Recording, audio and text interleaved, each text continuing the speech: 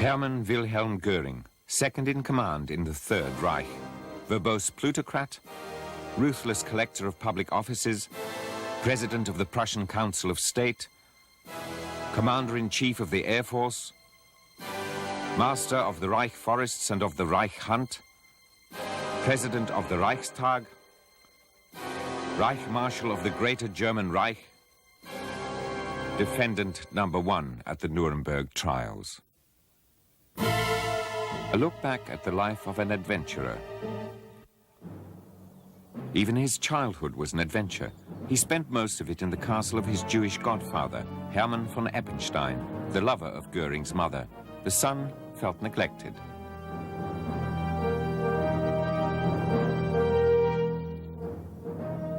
He fled onto the battlements of his castle in his own dream world. Göring hated school and often ran away. His mother commented, "Hermann will be either a great man or a great criminal."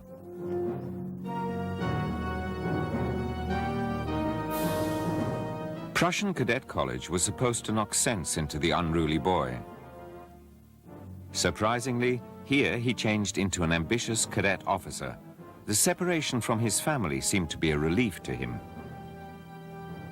Proudly, he wore his first uniform.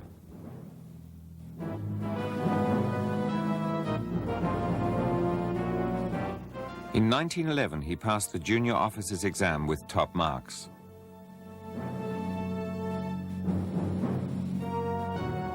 Two years later, he passed his school final exams, received his commission, and became a lieutenant in an infantry regiment. The first footage of young Göring in search of new adventures.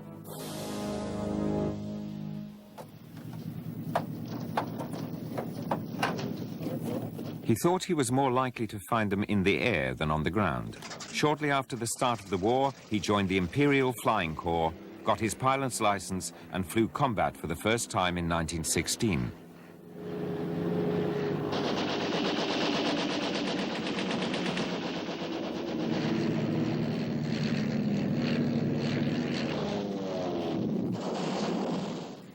His courage and action earned him the command of a fighter squadron and the highest German order for special bravery. Pour le mérite. 4 months before the end of the First World War, he rose to the command of the Richthofen Squadron.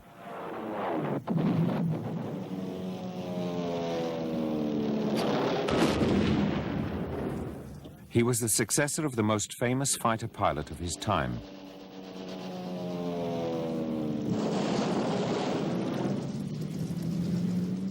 He was to live off this glory for a long time. The post-war era was a time of confusion.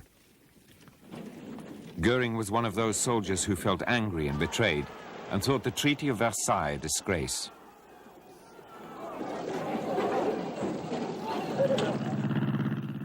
He desperately wanted to go on flying. As that wasn't possible in Germany, he went to Sweden, where he sold German parachutes and eked out a living doing the mail run and taking people for joyrides. One of these jobs took him to the estate of a Swedish aristocrat, a new adventure. He fell head over heels in love with the attractive Karin von Kantzow. The Countess, 5 years his senior, was swept away by the charm of the dashing German aviator.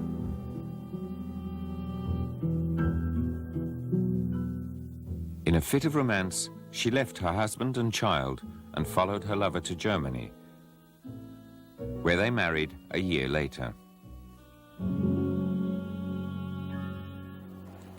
Protests against the Treaty of Versailles were mounting. Göring sought contact with like-minded people. At a meeting of the National Socialist German Workers' Party, he met Adolf Hitler.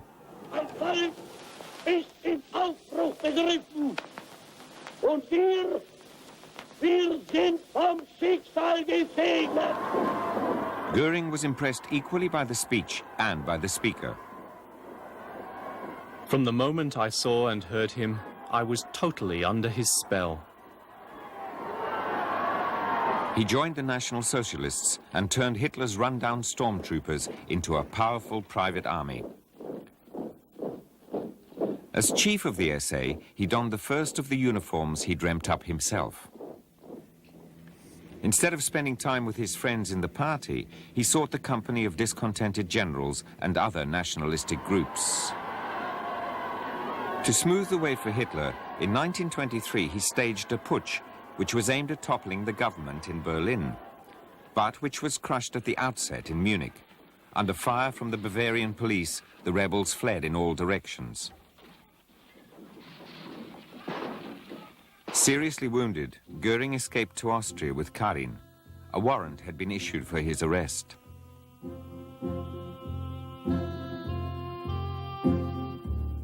Pain forced him to a hospital in Innsbruck.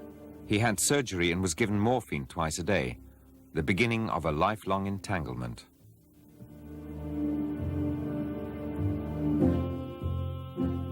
Hitler, in prison in Landsberg, asked Göring to go to Italy and make contact with Mussolini.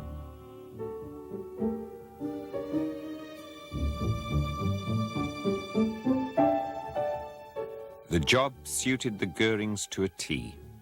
Their hotel on the Grand Canal, an atmosphere of elegance. The German owner sympathized with the Nazis. Göring sent grandiloquent dispatches to Rome.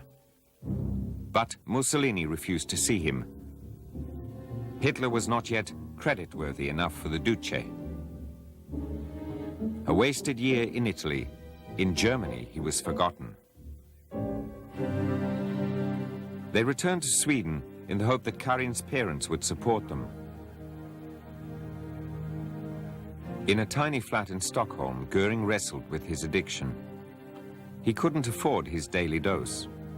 He lost control, became violent, and finally was put into a mental hospital for the dangerously unstable. The doctor's analysis was shocking. Brutal and hysterical patient with a very weak character. Suicidal, depressive, egocentric, anti-Semite. Karin's parents tolerated their son-in-law only because of their daughter, seriously ill herself. In Germany, democracy was being given a trial run, even by its enemies on the left and the right. When Hindenburg became Reich president, it was time for Göring to return. After some initial hesitation, Hitler took him back into the party leadership. The highly decorated war hero came just in time to win over the high society of Berlin for Hitler. At last, he had a position of influence. My uncle was already convinced in 1923 that only Hitler could rescue Germany from the disastrous situation that it was in after the First World War. So my uncle undoubtedly made his own personal oath of undying loyalty to Hitler. Hitler certainly recognized that Göring was one of the most reliable and most successful of his team, particularly as he was one of the few to be accepted and respected by all sections of the populace. From the Crown Prince to the plutocracy, Göring asked them all for donations, such as Krupp and Thyssen and Hjalmar Schacht. They all made donations to put Hitler on the road to power. Göring was drawn along in Hitler's wake. First, to membership of the Reichstag, and finally to its presidency. The Weimar Republic was dismantling itself. The enemy was within. Göring in power as a minister under Hitler, the dictator valued Göring as a cool, calculating henchman who kept his head in crises. He came to an agreement with the former Chancellor Papen. He won over the press mogul Hugenberg as an ally against the moribund Republic.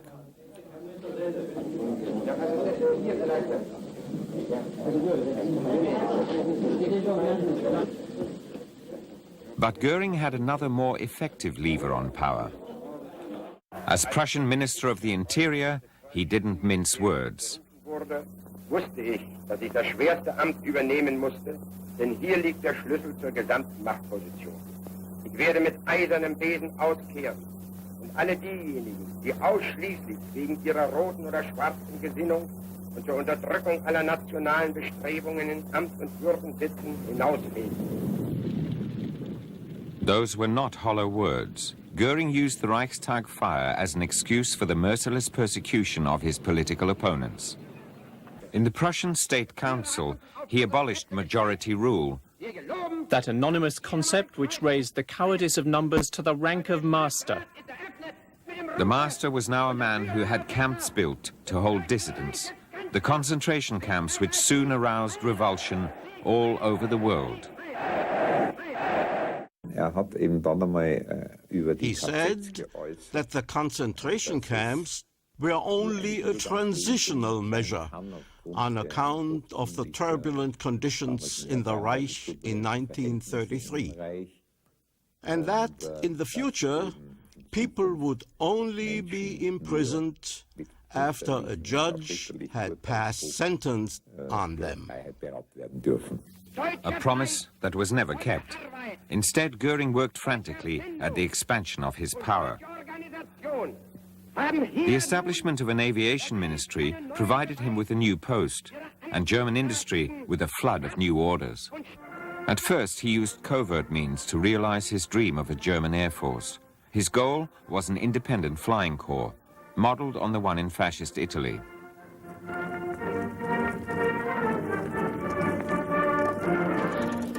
Another instrument of power that Göring created for himself was a phone-tapping headquarters, which went by the innocuous name of Research Office.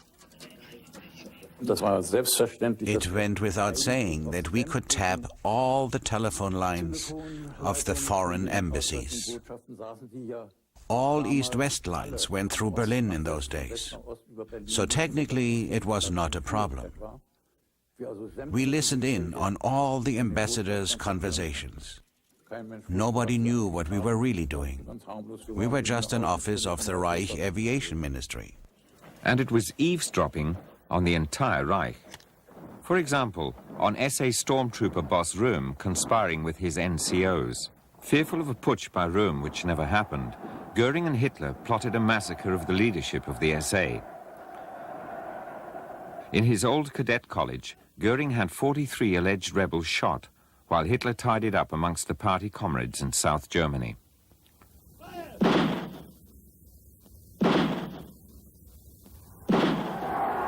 The first mass murders in the Third Reich. They were just the prelude.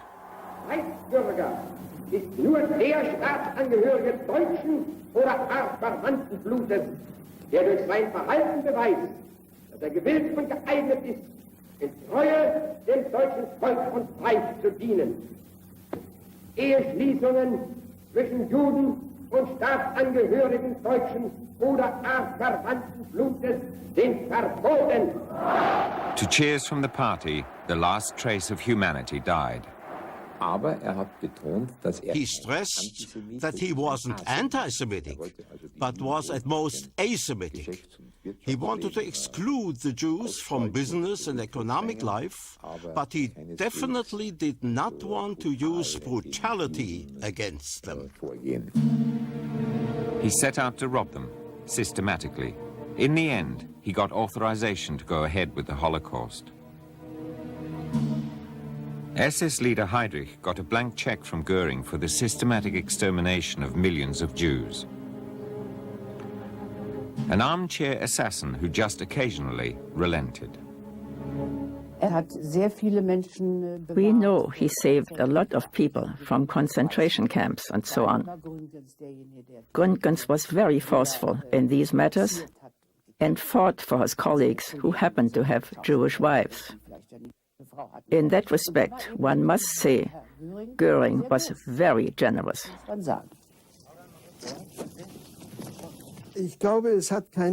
I don't think any Nazi leader could claim he hadn't helped one Jewish friend or another. It wasn't unusual. The world still closed its eyes. Many diplomats enjoyed the company of the urbane Göring. He used his passion for hunting as a chance to conduct secret talks in which he pursued his own goals. Unlike Hitler, Göring dreamt of a German economic empire which would extend, above all, down to southeastern Europe. The first step, Anschluss, union with Austria. Göring pressed ahead where Hitler held back.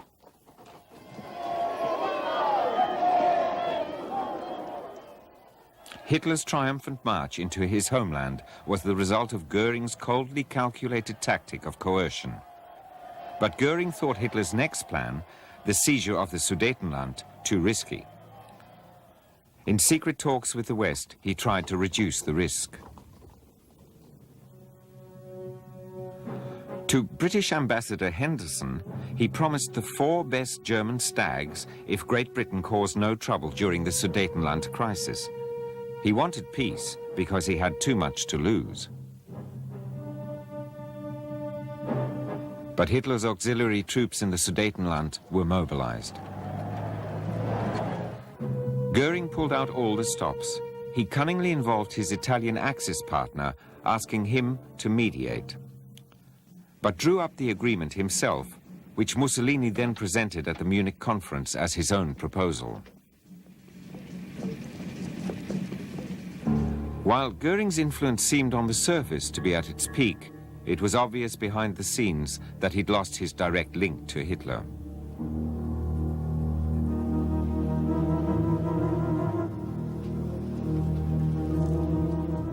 The dictator favored aggressive expansion, his henchmen, coercion at the negotiating table. Hitler wanted action, Göring transaction. His delight at the peaceful solution to the crisis was not shared by Hitler. Ribbentrop was appointed foreign minister. He shared Hitler's views on war and tried to check Göring's influence. And so the second most powerful man in the Reich happened to be at a health resort in San Remo when German troops marched into Prague.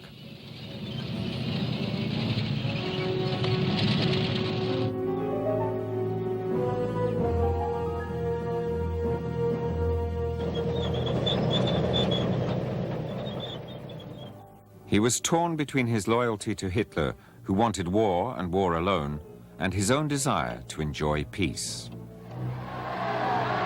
It was clear to Göring that he could only stay second in command to Hitler if he offered unconditional loyalty, although he knew that Poland was the next target on the list.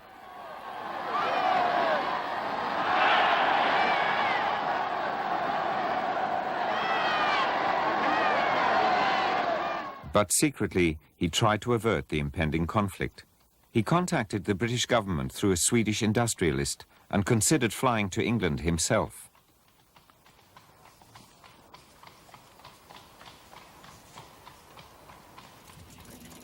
His research office kept him informed about negotiations between Poland and the Western powers. We listened in on all of the conversations and reported them to him. Perhaps the wrong conclusions were drawn, because they still believed Britain and France would not intervene. But this time they were prepared to invade, and Göring implored Hitler, "Let's stop playing this dangerous game," to which Hitler replied, "I've been a gambler all my life." With that, the points were switched for a descent into ruin.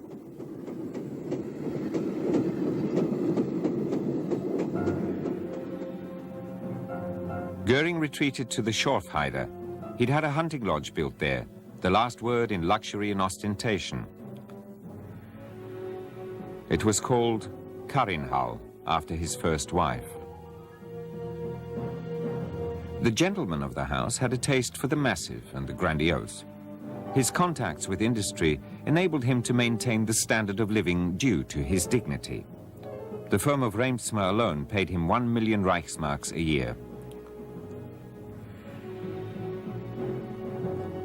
A uniform to suit every office, the ruler in the costume of a bohemian. I just happen to be a Renaissance man. I love splendor.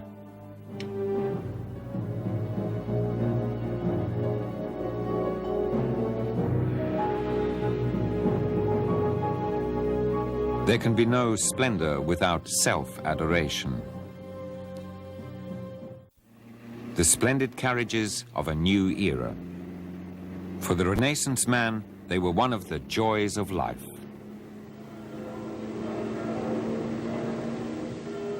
Another of the joys was women. After Karin's death, he took a new wife, the actor Emmy Sonnemann.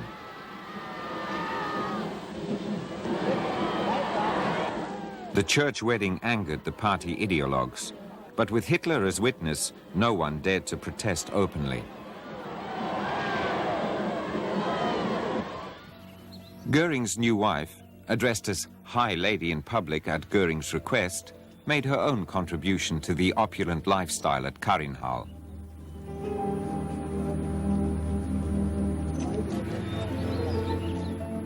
At the Görings, there was now a constant coming and going of Emmy's former colleagues. Gustav Gründgens flirted with power and was appointed director of the State Theatre. An appearance at the Universal Studios. The film people felt flattered, but there were other reactions. He kept coming closer and closer until I was standing directly opposite him. I shook his hand and nearly died of shock. He suddenly looked quite different. His face was quite unfamiliar. It was a face that appeared rather broad, almost feminine, pasty, puffy, and nothing like how I remembered him. It had a new and frightening expression. Also auf Wiedersehen. Würde mich schon freuen, wenn ich Sie alle dann im Film sehe. Und ich wünsche Ihnen allen einen recht guten Erfolg bei dem Film. Göring's most modest house, a Bavarian farm on the Obersalzberg. Ja, mein Cäsar. Always with him, his pets. Kommst du mich besuchen, ja? Komm. Ist ordentlich satt geworden, Cäsar. Los, schön, spring, hopp. The tracks were cleared for Hermann's love of play. He had a model railway in each of his houses.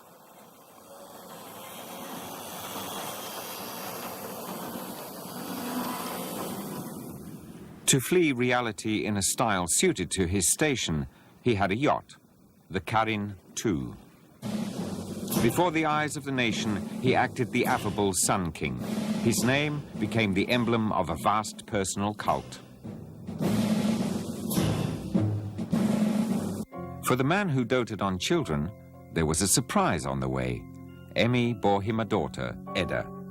A joke of the time claimed that the letters of her name stood for everlasting debt to the dutiful adjutant. Since his wound during Hitler's putsch, Göring had thought he was sterile. Edda's godfather, another kindly uncle. Lovers of children and brothers in arms. Many years previously, Hitler had nominated his most devoted paladin as his successor, thus forcing Göring to adopt his mania for Lebensraum and follow him to war.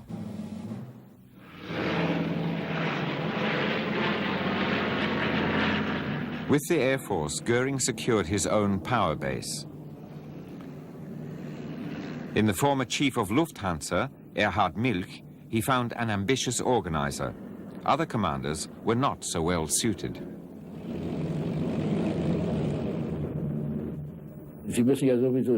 You must bear in mind that hardly any of the generals in the Luftwaffe had any flying experience. There were a few who had been in the First World War, but they were only division commanders and had little to say in these things. On the whole, the Luftwaffe staff knew nothing about aerial combat, and in fact had little, if any, flying experience. Yet they directed the build-up of the Luftwaffe. Göring the puppet master engineered the intrigues that resulted in the dismissal of the commanders-in-chief of the Wehrmacht and the army. Göring calculated that he had a good chance of being appointed successor, but Hitler took the post himself and fobbed off his power-hungry vassal with the title of General Field Marshal. Göring now let himself be drawn into a war on two fronts, which really he had wanted to prevent. While his bombers attacked Poland, his brother-in-arms placated him with new proof of his favor. Sollte mir in diesem Kampf nun etwas zustoßen, dann ist mein erster Nachfolger Parteienosse Göring. But he confessed to a friend afterwards, It's dreadful. Hitler has gone mad. and 2 days later, If we lose this war, heaven have mercy on us. with numerical superiority of 20-1, Göring's new planes had it easy.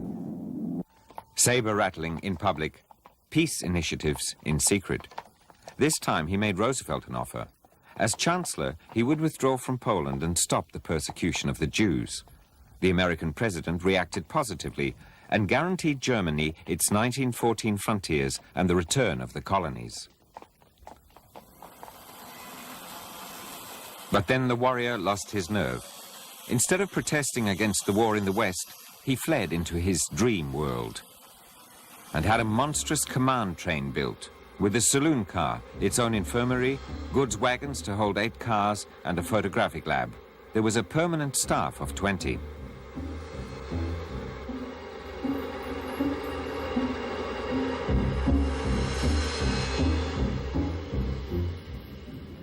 At the first tactical discussions, his lack of knowledge was obvious. He showed off with grand promises, although the Luftwaffe was nowhere near being equipped for such a campaign.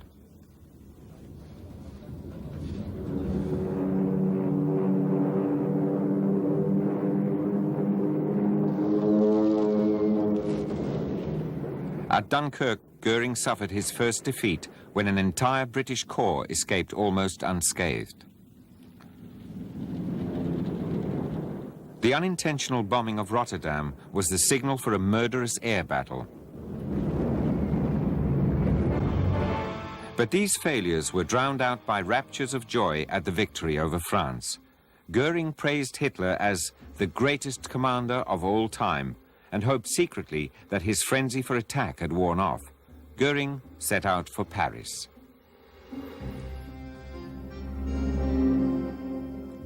In an open Rolls-Royce, he cruised through the city, on the lookout for treasures of all kinds.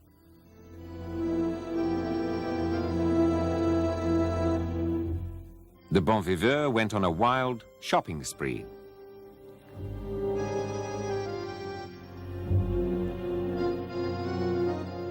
In the Louvre, a huge supply of masterpieces awaited the collector from Karinhal. Here were stored all the artworks of the Jews who'd been driven out of Paris, and Göring made sure he got first pickings. Velázquez, Cranach, Da Vinci or Cézanne, he helped himself to whatever he liked.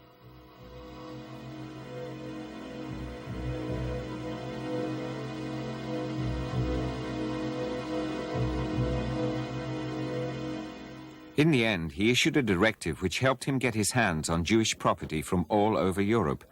He had seen some interesting artworks in Brussels and Amsterdam, which he didn't want to escape his clutches. All in all, Göring amassed artworks to the value of several 100 million marks. He often had them sent home by train on a roundabout route. Karinhal became a museum. In the attic, delusion and reality blurred into a caricature. From all the occupied territories, trains rolled into Germany, full of stolen art treasures. And they drew the admiration of the painter from Braunau. He had found a new post for Göring. The Reich Marshal became the highest-ranking soldier in Germany.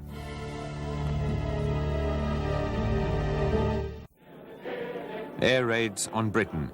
Hitler's indecisiveness and Göring's reluctance led to a half-hearted operation which overtaxed Göring's pilots.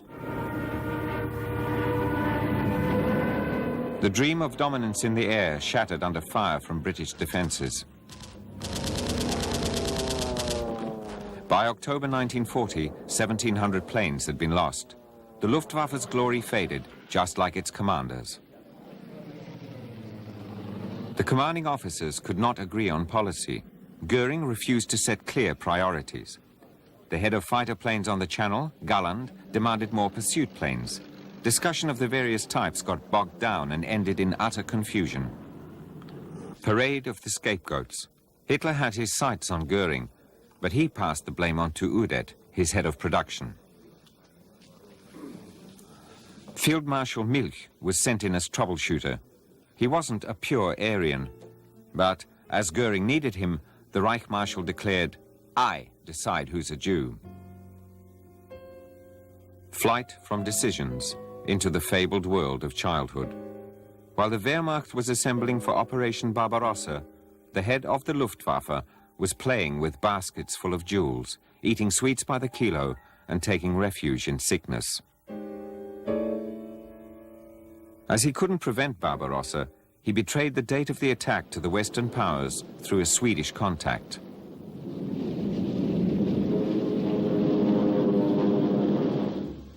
When the attack began, he reluctantly boarded his special train and set up his headquarters an hour away from Hitler's Wolf's Lair. Here too, he took a huge number of tablets. In the downward spiral of addiction, grey reality turned into a rose-colored illusion.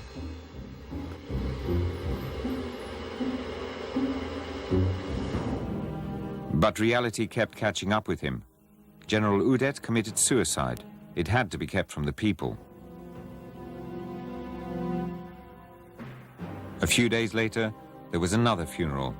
Udet's replacement, General Mulders, was killed in a plane crash. Göring appointed the 29-year-old Galland his successor as head of fighter plane production. Despite all Göring's protests to the contrary, the Allies were penetrating deeper into German airspace, with 1,000-bomber raids on cities such as Cologne. And even when town after town sank under rubble, Göring was still not prepared to deal with the truth.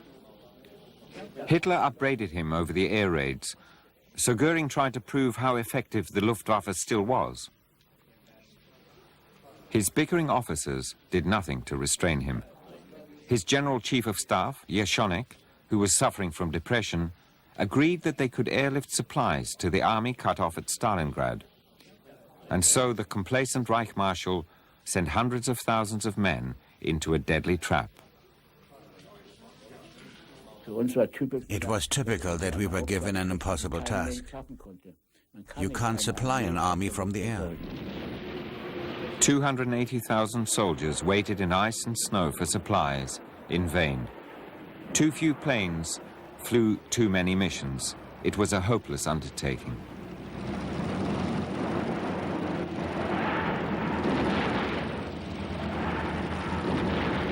It was the first time we had met troops who said he'd gone mad. We would say that on the front line, but not near home. At the front, we said what was happening. What was happening? Hundreds of thousands of German soldiers were being captured by the Soviets, or were starving or freezing to death.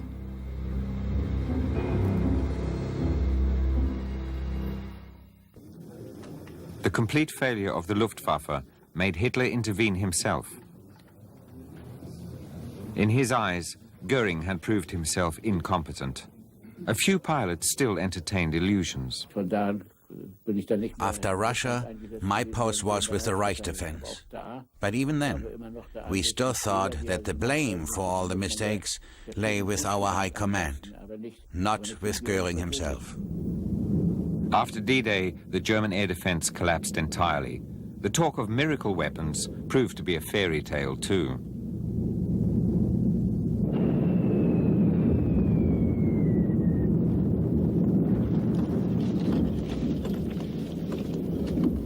German officers made one last desperate attempt to end the madness.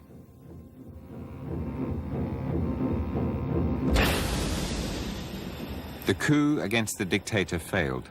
The Reich Marshal was immediately on hand with the groveling suggestion that even the Wehrmacht should in future salute with the arm outstretched.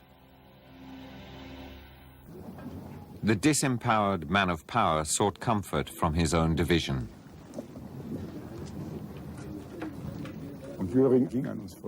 Göring walked past, his baton raised in salute, and said, "Once I have passed, you may stand at ease." I'd never heard that before. He came close, and I saw his eyes. They were quite glassy. Later I found out that he was a morphine addict. He stood in the square. He still had a very powerful voice and bellowed out a speech which horrified me. It was really vulgar. He said, "Traitors, marauders, and assholes are to blame for the collapse of the Eastern Front. And they made the attempt on the Führer's life. Now that we've cleaned up, you must kick the Russians up the ass." But the Russians got in first. Soon Russian bombers were appearing in the skies above Berlin, where there were few intact targets left.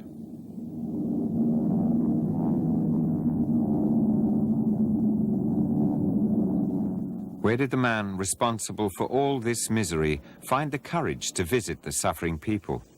He had once bragged that he would change his name to so-and-so or eat his hat if an enemy bomber ever reached the Reich. He was now greeted with, "Hello, Mr. So-and-so, how's your hat?" The last attempts to force a change of fortune, the much-acclaimed jet. It came too late and was used wrongly. Moreover, fuel was in short supply. The commander-in-chief was merely an onlooker at an unstoppable disaster.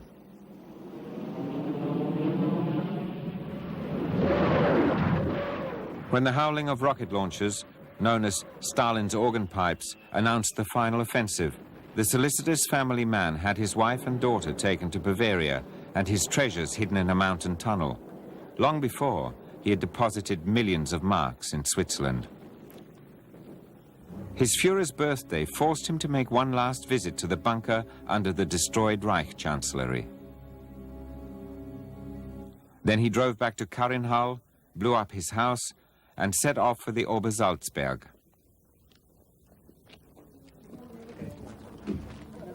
Three days later, totally misjudging the situation, he made an attempt to grab the crown.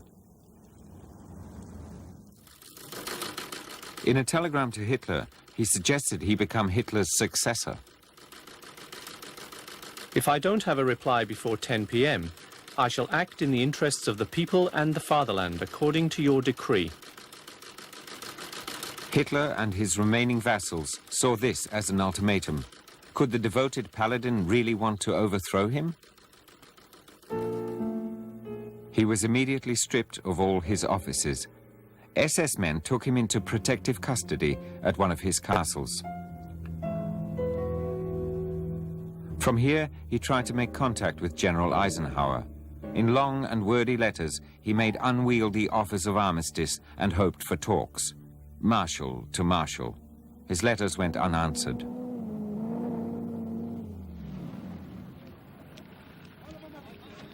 Instead, Göring was ordered to go to a meeting with the American General Stack and politely but firmly arrested. His comment speaks volumes. At least I've had 12 good years.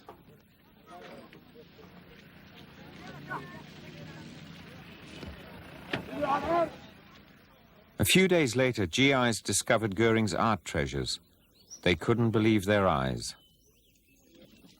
The moment of truth.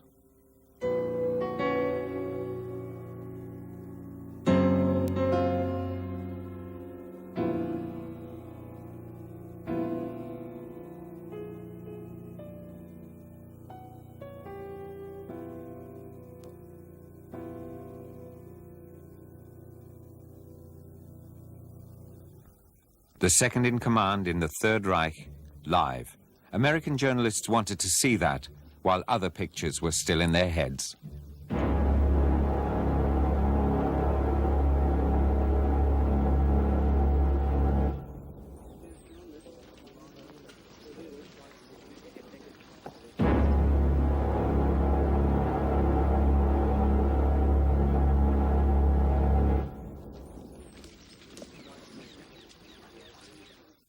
He claimed to have known nothing about any of that.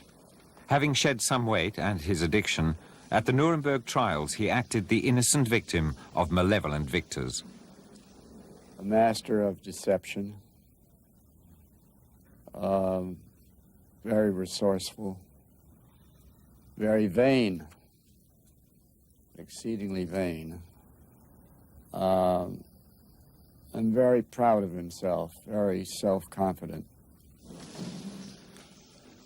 Göring had one more opportunity to parade his excessive self-confidence. Much to the anger of the prosecutor, the court gave the floor to the filibusterer for 58 hours, a torture for the reporters too. He was still trying to act like number one, the Reich Marshal, towards the other defendants as well. Then he simply kept up the cowardly denial of any personal responsibility for the terrible deeds committed during the time, when he thought himself number two, after Hitler. Bevor ich die Frage des Gerichtshofes beantworte, ob ich mich schuldig oder nicht schuldig bekenne. No remorse, no regret, no understanding. Even now, the same senseless persistence. The judge's gavel forced him to be brief. You must plead guilty or not guilty. Bekenne mich im Sinne der Anklage nicht schuldig. While he was in the witness box, he played his role very effectively. He saw himself as an actor, and the world was his stage. Ich habe nie mein Einverständnis zum Ausdruck gebracht, dass sich eine Rasse über die andere als Herrenrasse bezeichnet, sondern die Verschiedenheiten der Rassen betont. There was probably nothing in the Nazi doctrine that Göring didn't believe in. I think he said at one time that he was a faithful paladin of the Führer, and that meant believing in and espousing and following all of the principles that the Führer had decreed. Der Gerichtshof sprach den Angeklagten Göring in allen 4 Punkten der Anklageschrift schuldig und verurteilte ihn zum Tode durch den Strang.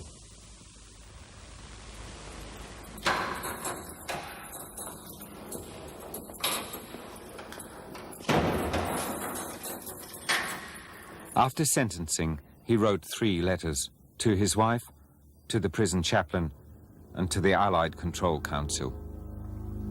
I would have let myself be shot without any further ado, but it is not possible to execute the German Reich Marshal by the rope. I choose instead the death of the great Hannibal. Unlike the great Hannibal, Göring availed himself of a capsule of cyanide, which an American officer and hunting friend had procured for him. Everyone has to die, but to die as a martyr makes one immortal. One day you will lay our bones in marble coffins. Göring's bones, like those of all the men executed, were cremated and scattered in a tributary of the Isar at Dachau.